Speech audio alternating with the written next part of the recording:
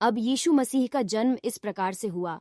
कि जब उसकी माता मरियम की मंगनी यूसुफ के साथ हो गई तो उनके इकट्ठे होने के पहले से वह पवित्र आत्मा की ओर से गर्भवती पाई गई।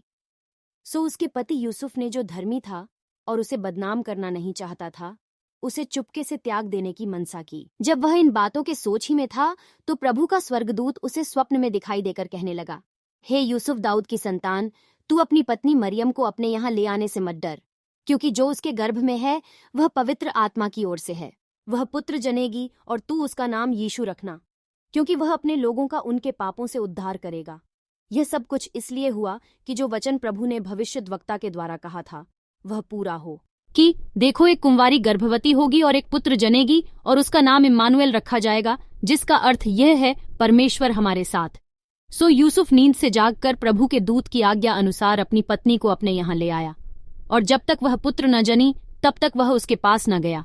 और उसने उसका नाम यीशु रखा। हेरोदेस राजा के दिनों में जब यहूदिया के बैतलहम में यीशु का जन्म हुआ तो देखो, पूर्व से कई ज्योतिषी यरूशलेम में आकर पूछने लगे कि यहूदियों का राजा जिसका जन्म हुआ है कहाँ है, क्योंकि हमने पूर्व में उसका तारा देखा है और उसको प्रणाम करने आए हैं। यह सुनकर हेरोदेस राजा और उसके साथ सारा यरूशलेम घबरा गया, और उसने लोगों के सब महायाजकों और शास्त्रियों को इकट्ठे करके उनसे पूछा कि मसीह का जन्म कहाँ होना चाहिए। उन्होंने उससे कहा, यहूदिया के बैतलहम में,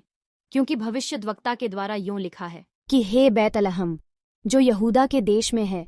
तू किसी रीति से यहूदा के अधिकारियों में सबसे छोटा नहीं, क्योंकि तुझ में से एक अधिपति निकलेगा जो मेरी प्रजा इस्राएल की रखवाली करेगा।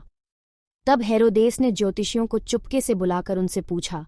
कि तारा ठीक किस समय दिखाई दिया था, और उसने यह कहकर उन्हें बैतलहम भेजा कि जाकर उस बालक के विषय में ठीक ठीक मालूम करो, और जब वह मिल जाए तो मुझे समाचार दो, ताकि मैं भी आकर उसको प्रणाम करूं। वे राजा की बात सुनकर चले गए, और देखो, जो तारा उन्होंने पूर्व में देखा था वह उनके आगे आगे चला, और जहाँ बालक था उस जगह के ऊपर पहुंचकर ठहर गया। उस तारे को देखकर वे अति आनंदित हुए,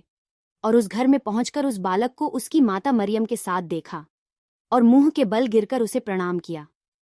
और अपना अपना यैला खोलकर उसे सोना और लोहबान और गंधरस की भेंट चढ़ाई।